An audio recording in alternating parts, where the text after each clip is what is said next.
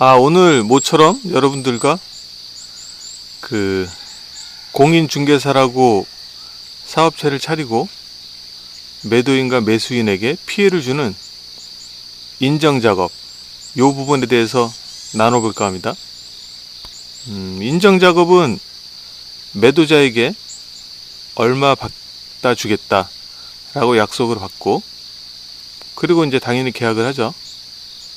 그리고 매수인에게 그 정도 금액에 불러서 그 매도인에게 제시한 금액과 매수인에게 제시한 금액이 차이가 크게 될 경우 그거를 전부 다 불법적으로 착복하는 작업을 인정작업이라고 합니다. 그러면 이제 매도인 같은 경우는 헐값에 팔게 되고, 또 이러한 불법적인 일에 공모하는 경우가 되다 보니까 옴짝달싹 못하죠. 매수인은 좀 더 직접 중개사무소에 찾아가서 거래를 할 경우 정상적인 중개사무소를 말씀드립니다. 그러면은 좀 더 저렴하게 살 수 있는데, 이들의 배를 불리기에 충분하도록 그들의 주머니에 돈을 넣어주는 호갱이 되는 것이죠. 그래서 이 인정작업을 여러분들이 알아야 되고, 인정작업을 하는 그런 낌새가 보인다 그러면 하지 말아야죠. 그래서 당부드리고 싶은 얘기는, 정상적인 공인중개사무소에서 거래를 하시는 게 가장 좋습니다. 그럼에도 불구하고 매도인들, 특히 생계가 위급한 이런 분들은 그 중개사무소에서 잘 안 팔릴 수가 있어요.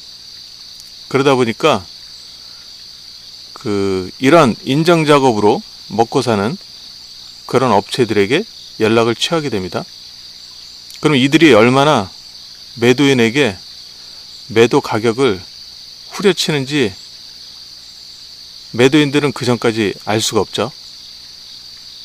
이들은 매도인의 급한 사정을 이용해서 매도 가격을 왕창 후려칩니다.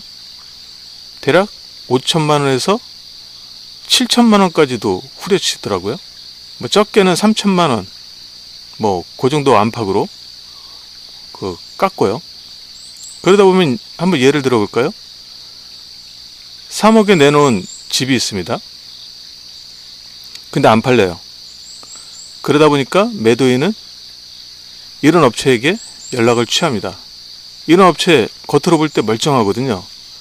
공인중개 자격증도 있고, 공인중개사, 그리고 사무소도 있습니다. 사업장이 있다는 얘기예요. 일반 중개사무소처럼. 게다가 유튜브를 통해 얼굴까지 노출이 돼요. 얼마나 믿음직합니까? 나와서 말하는 거 청산유수죠. 사람들은 거기에 훅 갑니다.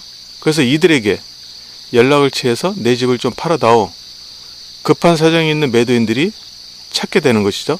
물론 이들은 사전에 각 집을 방문해서 면담도 하고, 또는 면담을 못할 경우 방문을 해서 얼굴을 못 볼 경우 그 현관에다가 전단지를 붙여놓죠. 집을 팔아드릴 테니 연락 주세요.